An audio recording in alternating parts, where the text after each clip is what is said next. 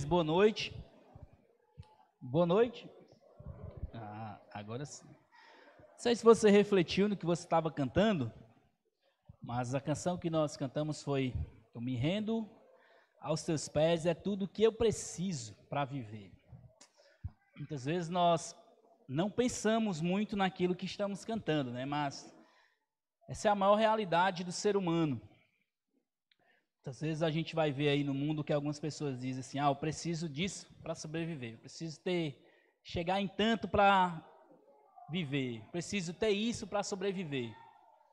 Mas a verdade da palavra de Deus é que tudo que nós precisamos para sobreviver é Jesus. Se você tem Jesus e não tem nada desse mundo, você tem tudo. E se você tem tudo desse mundo e não tem Jesus, você não tem nada. Então, tudo que você precisa, reflita nessa verdade. Se você já confiou em Jesus como seu Salvador, louve a Deus, porque você tem tudo. E se você ainda não colocou sua confiança em Jesus como Salvador, hoje é a oportunidade de você ter tudo na sua vida. Então, saia daqui antes de você tomar essa decisão verdadeira.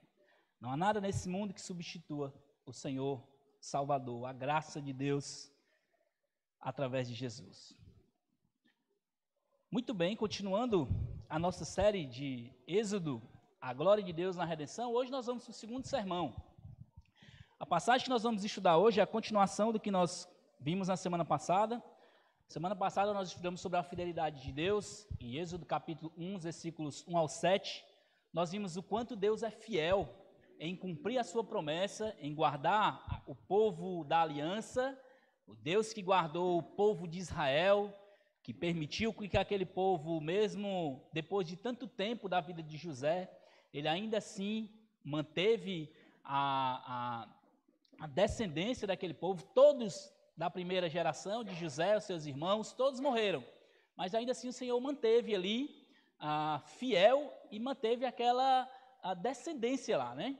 E o Senhor ainda também guardou o povo e, além disso, multiplicou o povo. Então o Senhor foi fiel em não permitir com que o povo de Israel fosse extinto. Por quê? Porque ele tinha prometido com que esse povo ia ser grande e, através dele, todas as famílias da terra seriam abençoadas.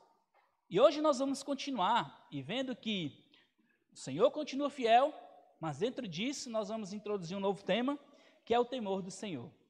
Nós vamos ver que também na história da redenção existe temor. O temor do Senhor é um tema que percorre todas as Escrituras. Durante toda a história da redenção nós vamos ver temor na vida de muitas pessoas. E no Velho Testamento especificamente nós vamos ver temor na vida de muitas pessoas até que não são crentes, ou que não são salvos, que não conheciam o Deus de Israel. Uma ideia muito clara do temor do Senhor a gente consegue ver já no comecinho ali, quando Deus chama Abraão, que Abraão chega lá no Egito e vai mentir, né? E ele disse que a sua esposa era sua irmã. De certa maneira era verdade, mas a intenção de Abraão estava envolvida mentira. E ele diz ali para Faraó que Sarai ainda na época era sua irmã, e ele toma Sara por mulher, mas Deus manda praga ali sobre todo aquele povo do Egito. Então eles temem, eles reconhecem que algo aconteceu que não era normal. E eles temem ao Deus de Abraão, eles abençoam, mandam Abraão embora. Abraão, não contente com uma vez, fez a segunda vez. Em Gênesis capítulo 20, ele mente agora para Abimeleque. Então, Deus, mais uma vez, misericordioso, veio em sonho a Abimeleque e mostrou para ele que aquilo ali que estava acontecendo não era a verdade. E ele teme também ao Senhor. E nós vamos ver isso muitas outras vezes, através da vida de Raabe e muitos outros exemplos que nós vamos ver, que se eu perguntar aqui, certamente você vai lembrar de alguns. Quando chega aqui nessa história, nós vamos ver que tem alguns personagens aqui. E eu vou elencar esses personagens em 3 pontos aí, que você está com o seu esboço. E nós vamos ver que 2 personagens específicas elas se destacam. O que nós podemos ver aqui na história da redenção, o Senhor também controla até mesmo aqueles que são desconhecidos. Na história de hoje, veremos que o temor do Senhor também faz parte da história da redenção. Mesmo quando demonstrado na vida dos ímpios. Até mesmo na vida dos ímpios, aqueles que não conhecem ao Senhor, Ele também controla isso. Nós vamos estudar o trecho de Êxodo 1, os versículos 8 ao 22. Eu vou ler o trecho agora, se você puder me acompanhar. Eu estou lendo aqui na NAA. A palavra de Deus diz assim: nesse meio tempo, levantou-se um novo rei sobre o Egito, que não havia conhecido José. Ele disse ao seu povo: eis que o povo dos filhos de Israel é mais numeroso e mais forte do que nós. Vejam, precisamos usar de astúcia para com esse povo, para que não se multiplique, e para evitar que em caso de guerra ele se alie aos nossos inimigos, lute contra nós e saia da terra. Os egípcios puseram sobre eles feitores de obras para os afligir com trabalhos pesados, e assim os israelitas construíram para Faraó as cidades celeiros de Pitom e Ramsés. Mas quanto mais os afligiam, tanto mais se multiplicavam e tanto mais se espalhavam, de maneira que os egípcios se inquietavam por causa dos filhos de Israel. Então os egípcios, com tirania, escravizaram os filhos de Israel e lhes esmagaram a vida com dura servidão. Preparar o barro e lhes amargaram a vida com dura servidão. Preparar o barro, fabricar tijolos e fazer todo tipo de trabalho no campo. Todo este serviço lhes era imposto com tirania. Versículo 15. O rei do Egito deu uma ordem às parteiras hebreias, das quais uma se chamava Sifrá e a outra se chamava Puá. Ele disse: quando vocês servirem de parteiras às mulheres hebreias, verifiquem se é menino ou menina. Se for menino, matem. Se for menina, deixem viver. As parteiras, porém, temeram a Deus e não fizeram o que o rei do Egito lhes havia ordenado. Pelo contrário, deixaram viver os meninos. Então, o rei do Egito chamou as parteiras e lhe perguntou: por que vocês fizeram isso e deixaram viver os meninos? As parteiras responderam a Faraó: é que as mulheres hebreias são como as egípcias. Não são como as egípcias. São vigorosas e dão à luz antes que as parteiras cheguem. E Deus foi bom para as parteiras, e o povo aumentou e se tornou muito forte. E porque as parteiras temeram a Deus, ele lhe constituiu família. Então Faraó deu ordem a todo o povo, dizendo: joguem no rio Nilo todos os meninos hebreus que nascerem, quanto às meninas, deixem viver. Vamos orar mais uma vez. Ó Senhor Deus, obrigado pela tua palavra. Tantas verdades maravilhosas nessa história. O nome do Senhor sendo engrandecido mais uma vez. Nós pedimos, Pai, que enquanto a palavra é pregada, o teu Santo Espírito possa trabalhar nos corações aqui, Senhor, tanto daqueles que já te conhecem, para terem sua fé encorajada, quanto aqueles que ainda não te conhecem, para se voltarem para o Senhor. Eu te peço, Senhor Deus, que o teu Santo Espírito nos ajude em tudo que formos fazer e que o teu Santo Espírito nos lembre da verdade quando sairmos daqui. Que isso não seja apenas, Senhor Deus, verdades faladas e que os nossos corações não esqueçam quando sairmos daqui. Ó Pai, nos ajude a aplicarmos essas verdades na vida prática. Nos lembre, Senhor Deus, enquanto estamos ouvindo a tua palavra, o que precisamos mudar. Aonde precisamos, ó Deus, temer o Senhor. Eu te peço isso em nome de Jesus. Amém. Esse trecho aqui nos ensina que o temor do Senhor não está condicionado às ordens ou circunstâncias humanas. Antes, é uma decisão de obedecer ao único e soberano Rei de toda a terra. Esse é o resumo do trecho. Pudesse resumir o trecho em uma frase, essa seria: o temor do Senhor não está condicionado às ordens ou circunstâncias humanas. Antes, é uma decisão de obedecer ao único e soberano Rei de toda a terra. Ele é o único e soberano Rei, ele é o único que controla todas as coisas, então, por temor a ele, eu decido obedecer, seja em qualquer circunstância ou lugar que eu estiver. Essa é a primeira verdade. Mas se você puder gravar algo enquanto eu estiver ensinando aqui, eu queria que você gravasse isso aqui no seu coração. Temer a Deus irá refletir diretamente nas decisões que eu tomo, até mesmo nos momentos mais críticos. Muitas vezes nós falamos tanto de temer a Deus, de eu temo a Deus, ou o temor do Senhor. É uma coisa que até se espalha muito nos livros de sabedoria, né? Nós vamos ver muito isso. Mas o temor do Senhor, ele reflete diretamente nas decisões que eu tomo. E nós vamos ver isso. Até mesmo nos momentos mais críticos, nós vamos precisar temer ao Senhor. Então, nesse trecho aqui, a primeira coisa que nós vamos ver, 3 personagens que nós vamos ver nesse trecho. O primeiro deles é um rei esquecido, medroso e prepotente. Você vai ver aí, o trecho começa no versículo 8, esse trecho que nós estamos estudando. A gente vai ver que, primeiro de tudo, o rei que se levantou, obviamente nós não temos como saber quem seria esse faraó aqui. Faraó é um título, como nós já estudamos outras vezes, não é o nome de uma pessoa. Então não temos como saber exatamente quem era esse faraó na história.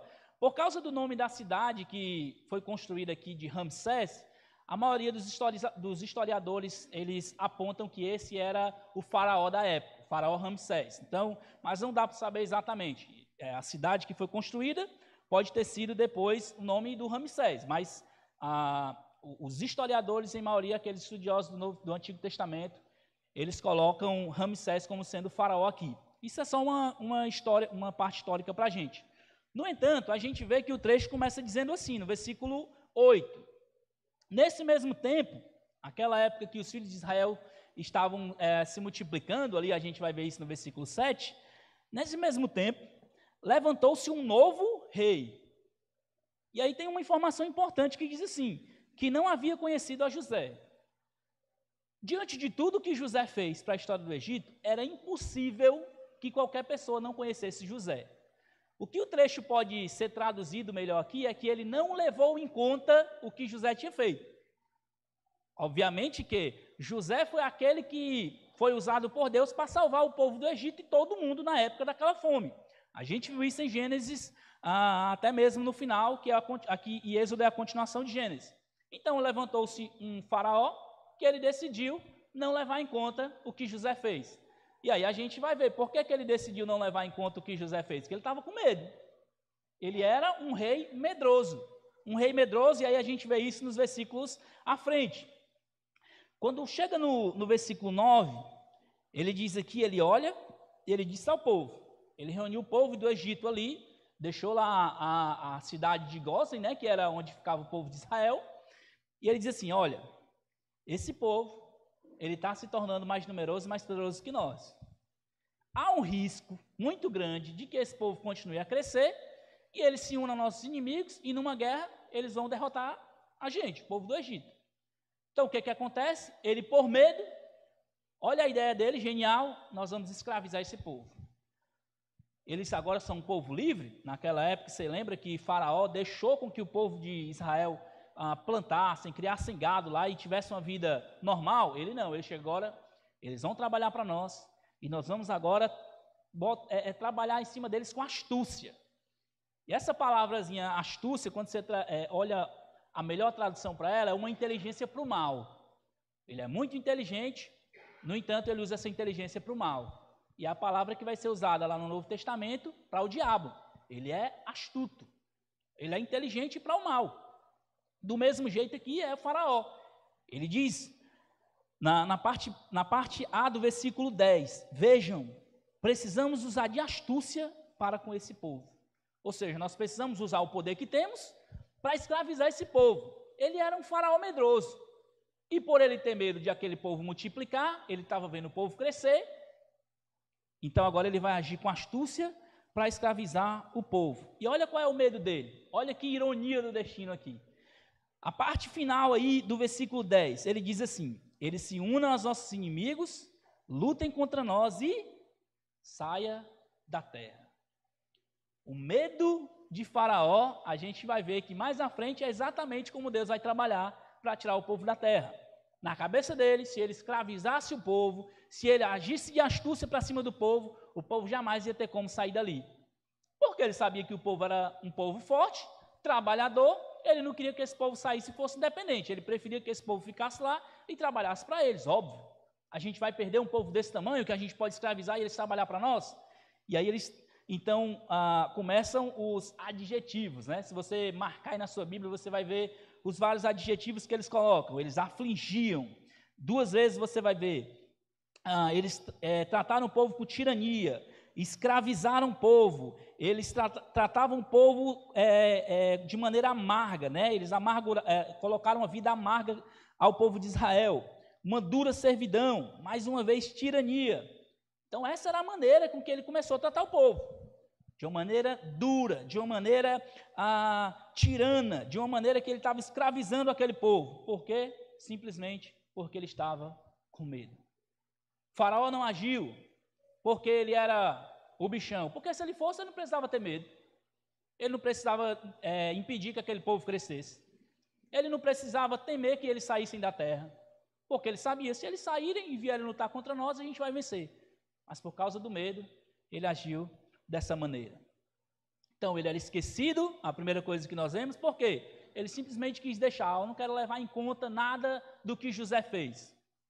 Simplesmente esse povo está crescendo, deixa o que José fez, já passou, ficou lá no passado, ele nos ajudou a crescer, ajudou todo mundo, agora o que nós temos que fazer é voltar a controlar tudo de novo. Aquele povo estava em evidência, quem precisa estar em evidência agora somos nós, os egípcios de novo. Foi o povo de Israel que salvou o povo egípcio. Isso aí era contado em todo lugar. E isso vai ser contado até mais na frente. Quando você vai ver na história de Raabe, por que Raabe agiu daquele jeito com o povo de Deus? Porque ela ouviu o que Deus tinha feito. Então era contado em todo lugar o que Deus tinha feito. E ele sabia, olha, se Deus está trabalhando na vida desse povo, eles estão crescendo, daqui a pouco eles vão tomar o nosso lugar de maior evidência. E ainda assim, mesmo que os egípcios fossem o maior, o controlador, era ele que controlava toda a terra, o povo de Israel aqui, ao que o texto nos mostra, eles não tinham o interesse de tomar a terra do Egito. No entanto, ele agora se levanta, ele age de modo a querer não mais lembrar, se esquecer de José e de tudo que ele tinha feito, e por causa de que ele agiu com medo, ele então agora vai escravizar o povo. Mas o que mais é interessante aqui é que o faraó, ele demonstra uma prepotência. Por quê? Ele estava na cabeça dele ali, querendo mostrar que ele controlava a situação. Que ele dizia assim, não, nós vamos agora impedir com que esse povo saia de lá. Mas ele tinha visto, ele sabia pelo menos, obviamente que ele não conhecia, porque ele nem era nascido, mas ele sabia tudo que Deus tinha feito, era impossível que esse homem não tivesse ouvido a respeito de Deus. E na cabeça dele, o Deus daquele povo tinha feito e tinha ficado lá no passado, agora quem controla sou eu. Ele agiu de um modo prepotente. E aqui Deus estava ensinando, de uma forma embrionária, bem no início, que aquilo que ele ia ensinar de modo mais doloroso na frente. Deus estava começando a ensinar para ele, dar corda para ele. Ele achar que ele controlava tudo, para daqui a pouco Deus mostrar quem de fato controlava tudo. Por que ele era prepotente? Porque ele não controla todas as coisas. Prepotência é simplesmente eu achar que eu tenho poder para fazer o que eu não tenho. Já viu aquelas pessoas que acham que dinheiro compra tudo? Na hora que ela está no hospital, no UTI, paga todas as coisas, o aparelhozinho desligado, o que ela comprou com o dinheiro? Ela acha que controla todas as coisas. É o exemplo daquele louco, lá em Lucas 11, que ele diz assim, rapaz, o dinheiro multiplicou. Sabe o que eu vou fazer? Eu vou aumentar os celeiros para guardar. Eu vou aumentar o celeiro e vou dizer a minha alma para se fartar. E o Senhor diz assim para ele, louco, esta noite pedirão a tua alma, o que você tem para dar? Ele achava que o dinheiro dele comprava todas as coisas. Do mesmo jeito é Faraó aqui. Ele achava que o poder dele, a tirania dele, a escravidão dele com o povo, poderia controlar a história da redenção. A prepotência de Faraó, achando que podia controlar a vida dele e a vida dos outros. E Deus estava começando a ensinar para ele, só o comecinho, só o embriãozinho aqui, de que de fato ele não controlava nada. Essa prepotência é vista muito claramente também na história de outro rei, o rei Nabucodonosor. Mais na frente, né? Quem lembra da história de Nabucodonosor? Nabucodonosor, dono de todo aquele império babilônico, conquistou tudo, inclusive Israel, né? Mais na frente. E ele olha, chega um dia, está lá no seu castelo, e ele olha e diz, rapaz, eu construí tudo isso aqui. E aí ele tem um sonho, né? Quem é que vai interpretar o sonho dele? Alguém lá do povo de Israel. E Deus diz 3 vezes para Nabucodonosor. Sabe o que Deus está fazendo com você, Nabucodonosor? Daniel capítulo 4, os versículos 17, 25 e o 32. Ele vai dizer assim: Deus está ensinando para você que o Altíssimo controla e é dono de todos os reinos. Ele tira e dá a quem quer. 3 vezes ele diz isso. Nabucodonosor, humilhado, passa 7 tempos. Ninguém sabe exatamente quanto tempo é. Pode ser 1 ano, pode ser mais. 7 tempos. Ele passa lá, provavelmente 7 anos, curvado como um animal. O rei prepotente, aquele rei que dominou várias nações. Agia de modo astuto, inteligentíssimo. Deus dobrou Nabucodonosor e disse assim: Deus, o Altíssimo, tem poder de tirar os reinos e dar a quem quer. E Faraó aqui estava aprendendo isso, e ele ia aprender ainda mais, como a gente vai ver em outras pregações mais na frente. Mas aqui Deus estava começando a ensinar para ele. Por quê? Ele quer escravizar o povo. O primeiro personagem nessa história, então, é esse senhor Faraó, identificado aqui. Deus estava começando a ensinar para ele que ele era apenas um prepotente. Os versículos 17 ao 18, a gente vê que em vez de Faraó frustrar os planos de Deus, o contrário acontece. É Deus quem frustra os planos de Faraó. Os versículos 17, então, começa a entrar outras 2 personagens na história. As parteiras.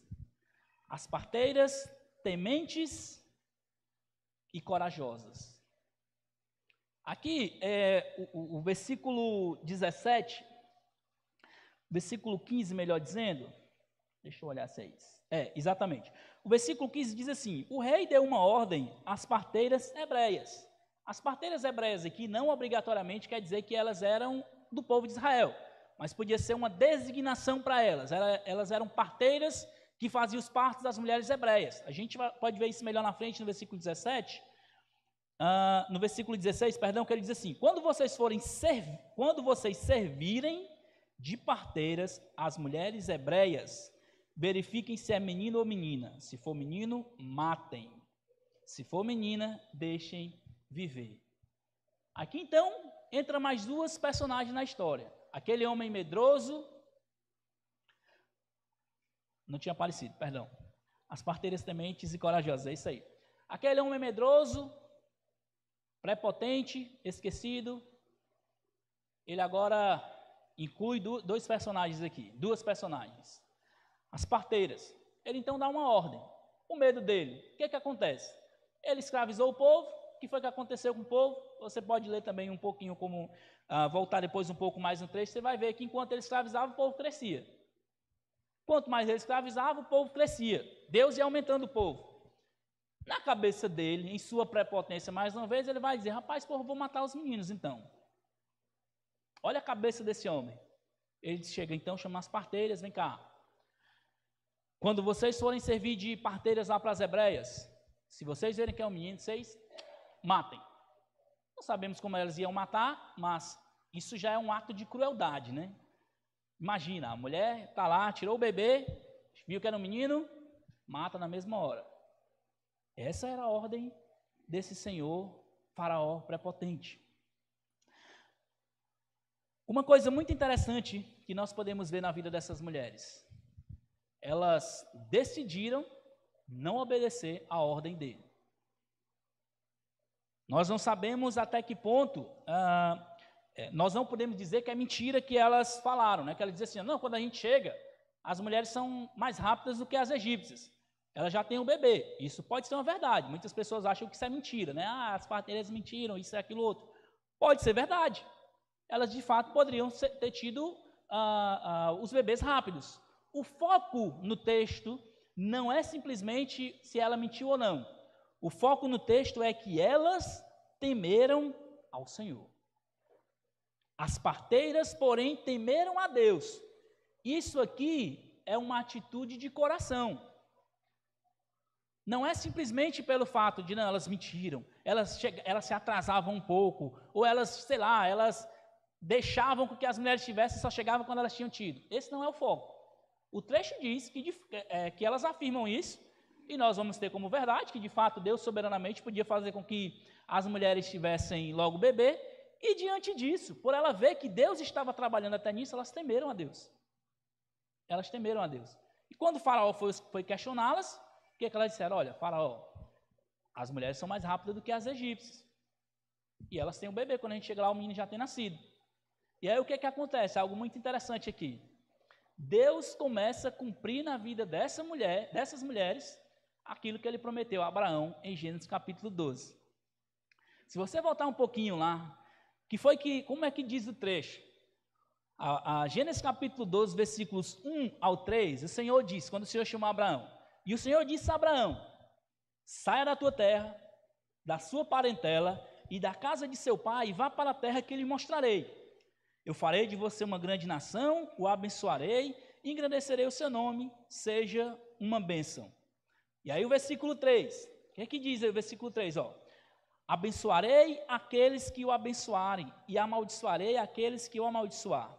Em você serão benditas todas as famílias da terra. A consequência é que o fato de elas terem obedecido e temido a Deus, olha só o versículo 20. E Deus foi bom para as parteiras e o povo aumentou e se tornou muito forte. Mais uma vez, ele deu uma ordem lá que o povo seria escravizado, o que aconteceu? O povo cresceu. Ele deu uma ordem agora para as parteiras matarem os bebês do sexo masculino, o que aconteceu? O povo aumentou e se multiplicou e se tornou muito forte. E aí o versículo 21, olha o que diz.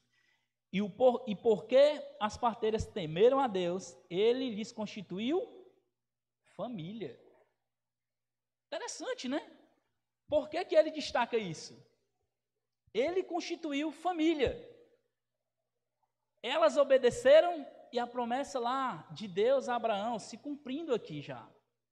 Ele disse assim, amaldiçoarei aqueles que te amaldiçoarem e abençoarei aqueles que te abençoarem. A descendência de Abraão aqui sendo preservada, essas mulheres sendo abençoadas, e o versículo 3 se cumprindo, ele diz, e em você serão benditas todas as famílias da terra. O Senhor Deus, soberanamente usando a vida daquelas mulheres, o fato de elas terem temido a Deus, Deus preservando vidas através delas, e Deus ainda constituiu família. Carson, comentando esse texto, ele diz uma coisa interessante. Ao contrário daqueles que desprezaram a descendência de Abraão e trouxeram maldição de Deus para si mesmo e suas famílias, como a gente leu em Gênesis 12, 3, essas mulheres são abençoadas e a posteridade se lembra dos seus nomes. Perceba uma coisa, o nome de Faraó aqui, ele não é dito. Não é? Seria muito interessante, historicamente falando, um homem que decidiu escravizar o povo de Deus, ele não é lembrado pelo narrador aqui, pelo aquele que escreveu. As parteiras, elas são chamadas pelo nome. O povo de Deus aqui, mais uma vez, abençoando a outros. Deus usando de sua misericórdia e abençoando por causa do temor. Elas temeram a Deus e os nomes delas estão lembrados e serão eternamente citados quando lerem esse trecho. Aquele faraó, eles vão ficar na história, como eu falei. Talvez era Ramsés, talvez era o filho dele, mas as parteiras não eram talvez. Elas eram Sifrá e elas eram Puá. E uma certeza que temos é que Deus deu famílias a ela. Não foi Faraó, não foi ninguém, foi o próprio Deus que constituiu famílias para elas. Através de Abraão e da sua descendência, todas as famílias da terra seriam benditas. O Senhor abençoaria aqueles que abençoassem e amaldiçoaria aqueles que o amaldiçoarem. Vemos aqui mais uma vez, o Senhor começando a cumprir suas promessas.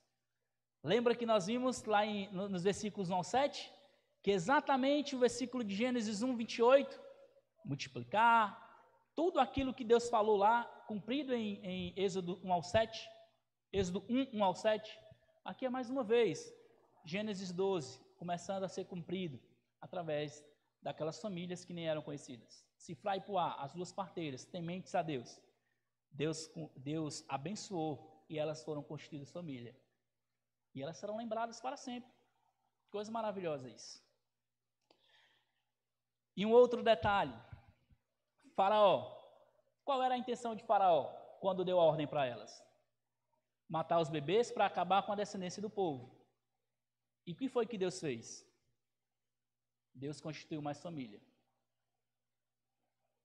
O temor do Senhor, mais uma vez, frustrando os planos daquele Faraó prepotente. Ele achava que pelo poder dele, vocês têm que destruir os homens, os bebês do sexo masculino. Deus não apenas manteve os bebês, como Deus ainda deu famílias para aquelas que o temeram. O Senhor Deus, ironicamente, destruindo os planos de Faraó. Você quer destruir a família? Pois eu vou construir mais famílias.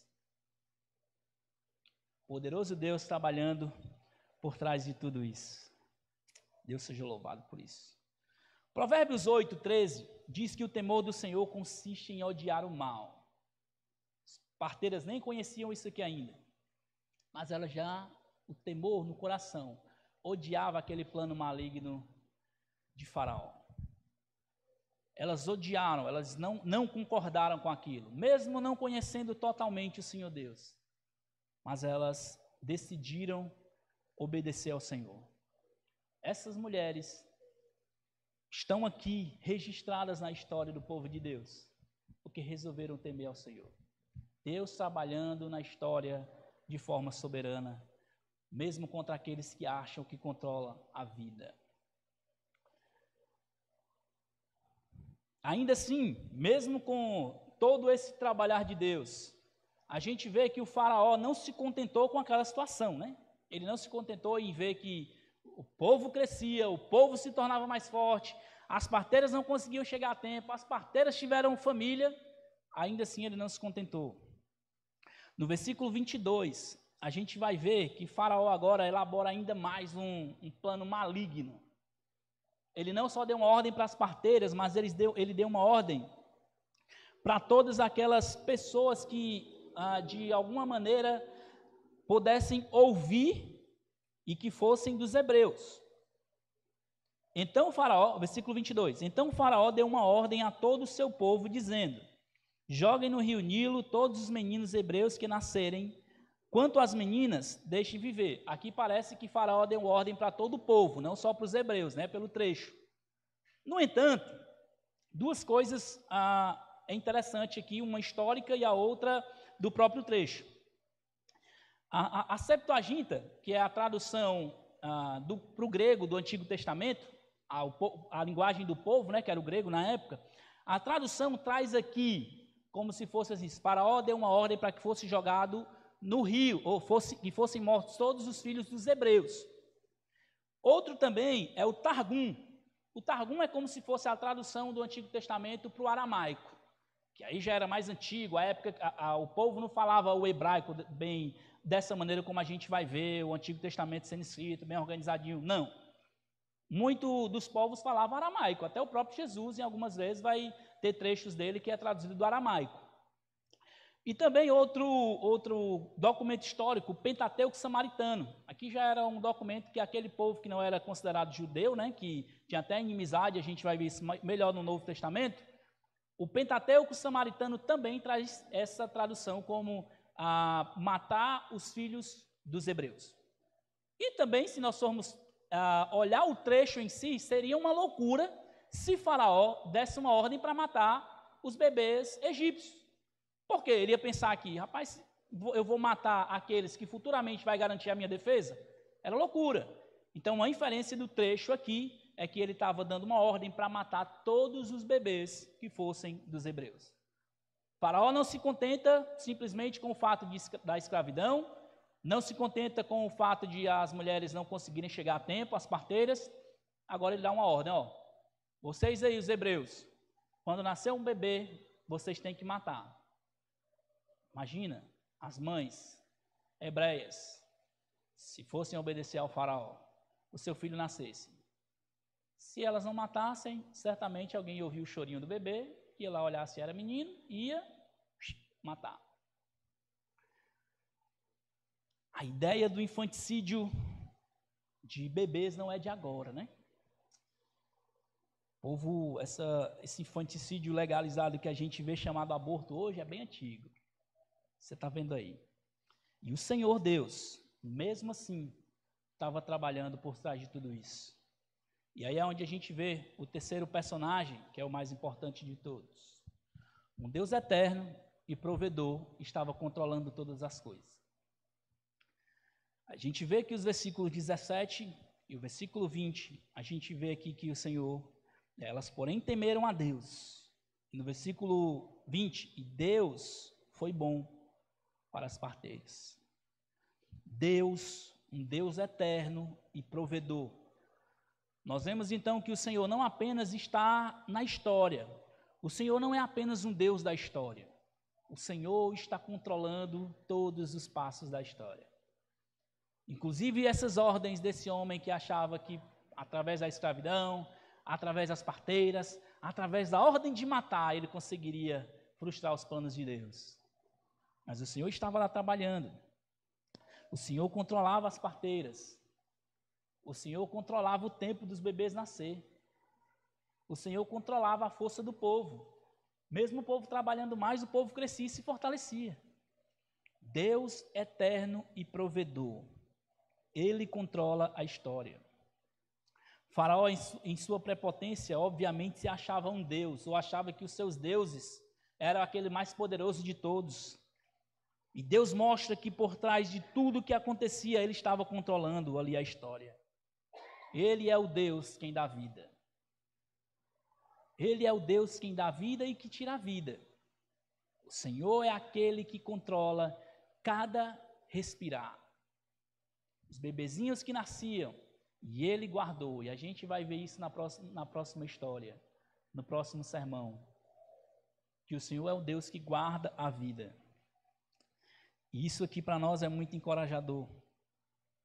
Muitas vezes nós, nos nossos momentos de dificuldades, qual é a primeira coisa que a gente pensa? Eu consigo resolver todas as coisas. Por que isso está acontecendo comigo? Olhe para essa história.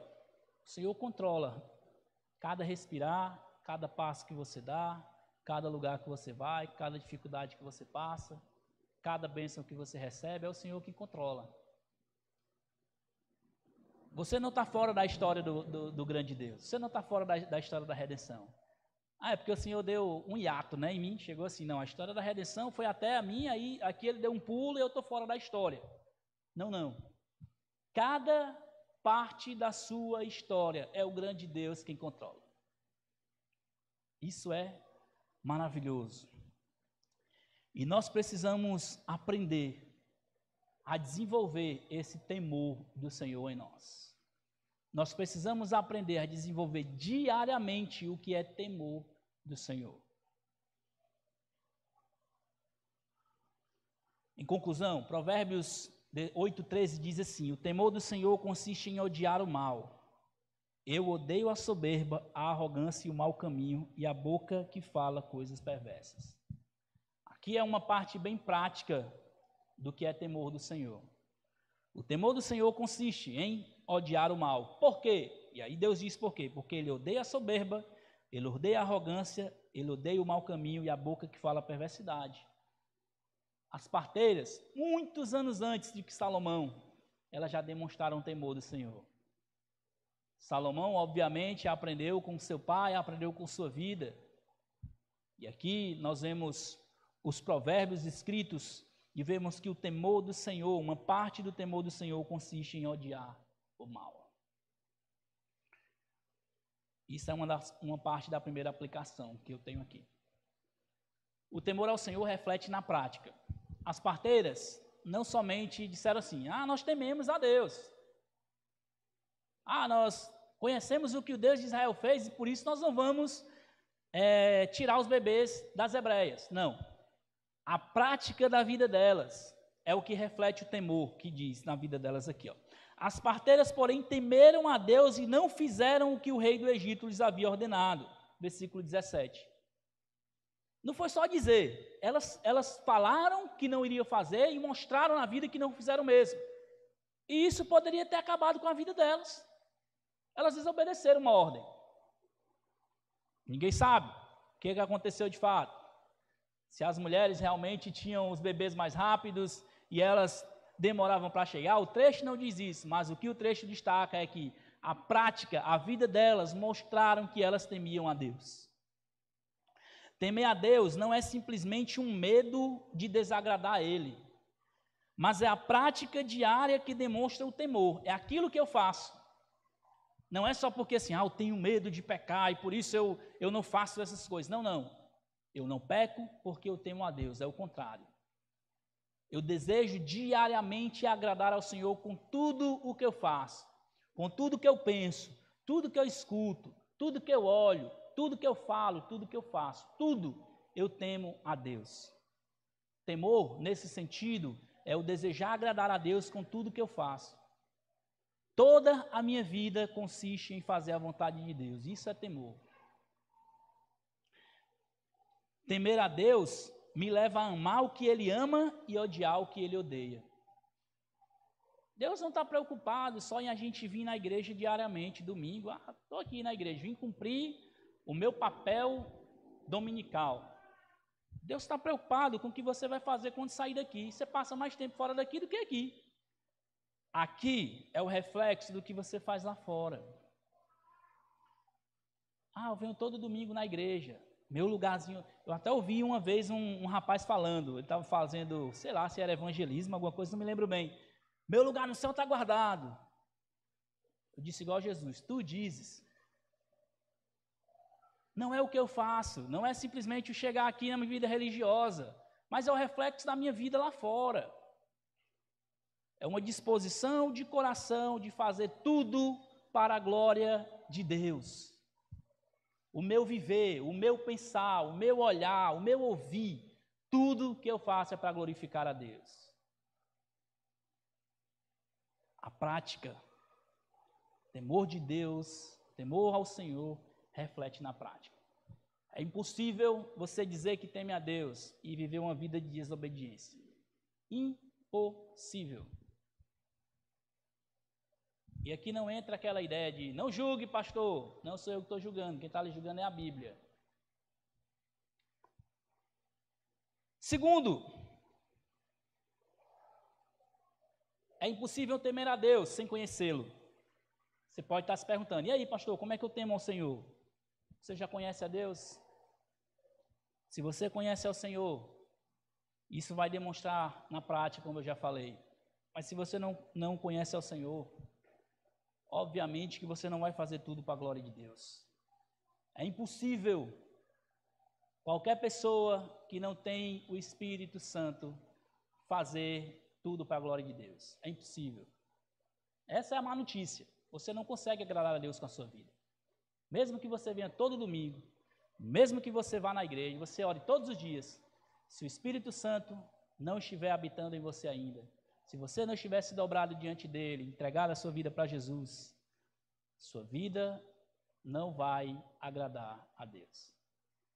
Isaías coloca isso muito claro, em Isaías capítulo 65, ele diz, até as melhores obras nossas boas obras, se não é feita para a glória de Deus, elas são como trapos de imundície. Existem várias traduções para trapos de imundície, mas uma delas piores é pano sujo. Pano sujo. Ou seja, diante de Deus, se eu não faço tudo para a glória dele, se eu não o conheço, as melhores obras que eu fizer, diante dele é como pano sujo. Não serve para nada. No entanto, quando eu o conheço, quando ele abre as portas da graça e eu entro com fé, a minha vida vai ser uma vida de temor. Eu vou viver para a glória dele, eu vou agradá-lo. Mesmo quando eu falhar, eu vou me voltar para ele arrependido e ele vai ainda assim me perdoar. Não há nada que me faça tirar dos braços dele. Mesmo quando eu falhar, o pior pecado do mundo, e eu me voltar arrependido para o Senhor, se eu sou um filho dele de fato, eu nunca vou estar satisfeito no pecado. Essa é a boa notícia. Os filhos de Deus nunca vão estar satisfeitos no pecado. Eles vão sempre se voltar para Deus em algum momento. Se você teme ao Senhor, se você é um servo de Deus, Eu espero que a sua vida seja uma vida que agrade ao Senhor todos os dias. Demonstre temor na prática. E se você não teme, se você ainda não colocou sua confiança nele, a porta da graça está aberta. O Senhor Jesus pagou todo o preço que é necessário para você. Ah, pastor, não estou pronto ainda. Nós nunca estaremos prontos. Eu nunca vou aceitar Jesus como meu Salvador. É Ele que me aceita como um pecador arrependido. Se dobre diante dele hoje. Se volte para o Senhor. Como o escritor aos Hebreus disse, a salvação está pronta para nós no tempo que se chama hoje. Que o Senhor nos ajude a temê-lo. Que as nossas vidas possam refletir a vida daquelas mulheres. Mesmo diante do pior momento das suas vidas, certamente, de ter que desagradar o rei, elas decidiram temer ao Senhor e agradá-lo. Que nós venhamos estar longe de sermos um faraó prepotente, acharmos que somos dono de nós. E venhamos aprender com essas mulheres. Vamos orar. Ó Deus, obrigado pela tua palavra, Pai. Louvado seja o teu nome pelo exemplo dessas mulheres que chamamos pelos nomes, Sifrá e Puá. Que nós possamos aprender com o exemplo dela de temor, de obedecer ao Senhor mesmo nos piores momentos de nossas vidas. Até mesmo quando a morte bater a nossa porta, que nós venhamos te obedecer, Pai. A morte, para nós que somos teus filhos, é apenas uma porta para nos encontrarmos contigo. Ao mesmo tempo, ó Deus, eu te peço que o Senhor nos livre de termos um coração duro, prepotente, como aquele homem, aquele faraó, que nós nem sabemos o nome dele. Que o Senhor possa nos livrar, ó Deus, de desobedecer a Ti, de acharmos que somos donos de nós, da nossa vida, dos nossos bens. Tudo é Teu, tudo é para Ti. Receba a glória, Deus, nessa noite. Abra o coração e os olhos daqueles que ainda não Te conhecem. E aqueles que Te conhecem, que hoje eles saiam encorajados a temer a Ti, obedecer em tudo, em todos os momentos, para a glória do Teu nome. Amém.